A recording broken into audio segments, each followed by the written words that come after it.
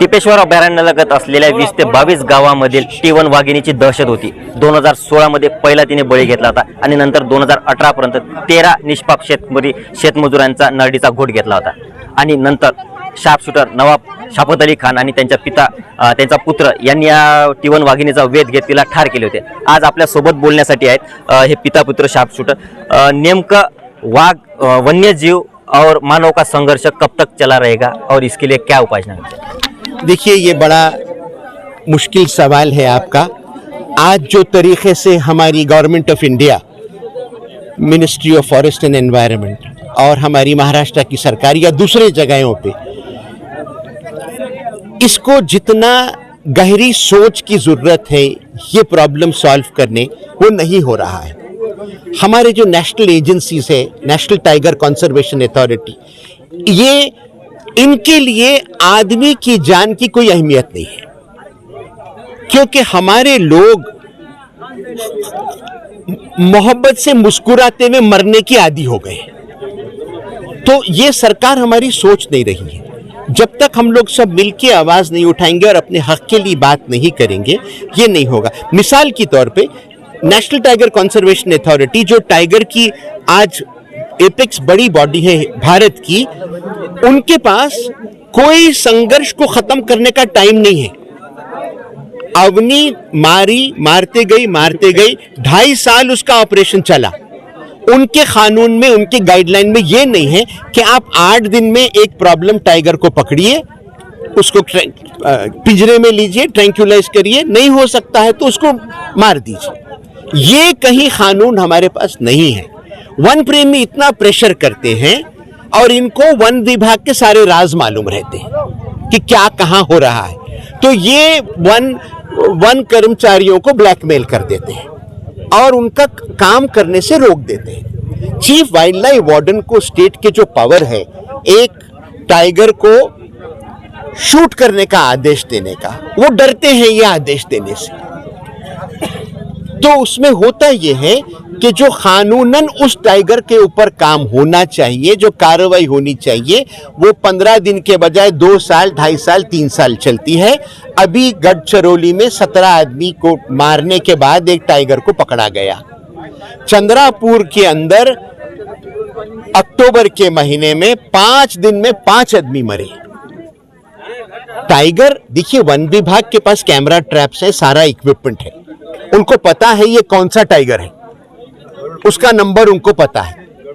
उसको पकड़ने में, उसके ऊपर आदेश देने में क्या है. आज महाराष्ट्र में टाइगरों की कोई कमी नहीं है. 100 से आज 400 की संख्या पे पहुंच गए. 5 साल में हमारे पास 1000 टाइगर हो जाएंगे. और ऐसी अगर चलते रहा, रोज के 15 आदमी मरेंगे. हम रोज 15 आदमियों को बलि चढ़ा के टाइगरों को पालें? टाइगर को आप बिल्कुल पालिए, हम भी आपका साथ देंगे. उनको आप ताड़ोबा में रखिए, ताड़ोबा के बाहर नहीं निकलना चाहिए. अगर ताड़ोबा की बाउंड्री के बाहर टाइगर निकलता है और किसी को मारता है तो वहां के फील्ड डायरेक्टर पे 302 का मुकदमा होना. यहां टाइगर आके किसी को मारता है तो पांडवगौड़ा की DCF के ऊपर 302 का मुकदमा चलाओ, FIR करो, जेल को भेजो. पूरे टाइगरों का बाहर आने का कॉन्फ्लिक्ट खत्म हो जाएगा. जब तक कि आप लोग खामोश बैठेंगे ये ऐसी चलते रहेगा. कोई ना कोई आदमी के खून की जिम्मेदारी को लेना है. या तो DCF ले, या चीफ कंजर्वेटर ले, या सेक्रेटरी टू गवर्नमेंट ले, महाराष्ट्र सरकार ले, या गवर्नमेंट ऑफ इंडिया ले. टाइगर को बचाना है, आप उसको वन के अंदर रख के बचाइए, वहां खिलाइए पिलाइए उसको. मगर हमारे आज महाराष्ट्र के 35 से 40% टाइगर वन के बाहर है. हिंदुस्तान में इंसानों की आबादी बहुत है, हर गांव को गांव लगे हुए हैं. उसमें अगर बाघ आ जाए, आपका भूखा बाघ, यहां बाघ आ जाए, उसे खाने कुछ नहीं है. या नीलगाय नहीं है, चीतल नहीं है, सांबर नहीं है, वो हमारे गाय बैल खाएगा, फिर हमारे आदमी खाएगा. अब यहाँ 5 टाइगर अगर हैं तो सबको मालूम है कि इस एरिया में 5 टाइगर है. क्यों है यहाँ वो 5 टाइगर? पहला सवाल यह है कि हमारे गांवों के बीच में जहां टाइगर रहने की जगह नहीं है, वहां टाइगर क्यों है? उन्हें पकड़िए, आप लेके जाइए. हमारी खेती है, हमारी जमीन है, हम हमारी जमीन छोड़ के कलकत्ता जाके नहीं रह सकते। हम यही खेती करेंगे, यही गाय बैल चराएंगे, यही मरेंगे। महाराष्ट्र में तकरीबन रोज वन्य जीव के इससे इंजर्ड होता है या कोई किसी की मौत भी होती है, उसके लिए मुआवजा जो कम मिलता है, ऐसा उन परिवारों के से कहना है। महाराष्ट्र सरकार ने या गवर्नमेंट ऑफ इंडिया ने क्या मुआवजा देना चाहिए? देखिए, मेरे हिसाब से आज के ज़माने में इतनी महंगाई जब हो गई है, जब डीजल 100 रुपए लीटर हो गया है, तो एक आदमी जिसको जानवर मारता है वन विभाग का, कम से कम उसको 1 करोड़ रुपए मुआवजा मिलना चाहिए। जो घायल होता उसको कॉरपोरेट हॉस्पिटल में सरकार की तरफ से उसका इलाज होना चाहिए, और अगर जो मरता है या घायल होता है उसके परिवार को सरकारी जॉब देना चाहिए। ये ऑलरेडी महाराष्ट्र सरकार कर चुकी है।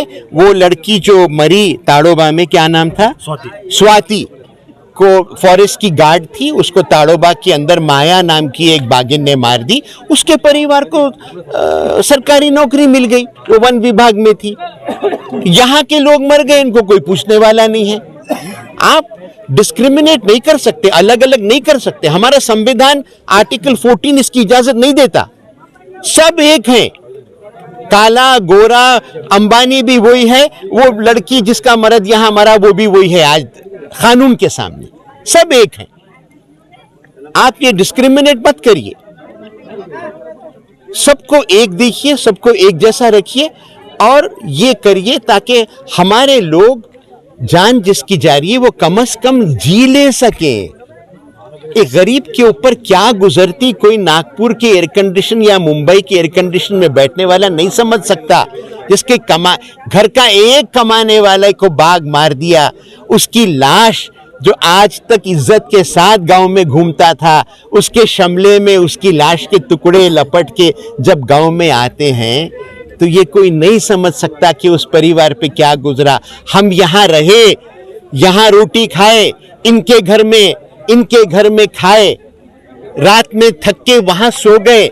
हमको मालूम है कि गांव में क्या गुजरता है। उनकी आदमी दिन में कमाता है तो रात में खाता है। उस परिवार का एक आदमी मर जाए, आप 2-3 लाख रुपए कॉम्पन्सेशन देके उनको भूल जाएं, तो उनका क्या होगा? निश्चितच निसर्गाने वाघाचाही निर्मिती केली तर मनुष्याचीही केली। वाघाचा जीव जितका महत्त्वाचा आहे तेवढाच मनुष्याचाही जीव महत्त्वाचा असल्याचे आहे, आणि त्यामुळेच निसर्गात मानव आणि वन्यजीव यांचा संघर्ष टाळण्यासाठी आता कुठेतरी ठोस उपाययोजना करण्याची गरज गव्हर्नमेंट ऑफ इंडिया आणि महाराष्ट्र गव्हर्नमेंटने करण्याची वेळ आलेली आहे। निलेश फाळके, एबीपी माझा, राळेगाव, यवतमाळ। एबीपी माझा, उघडा डोळे बघा नीट।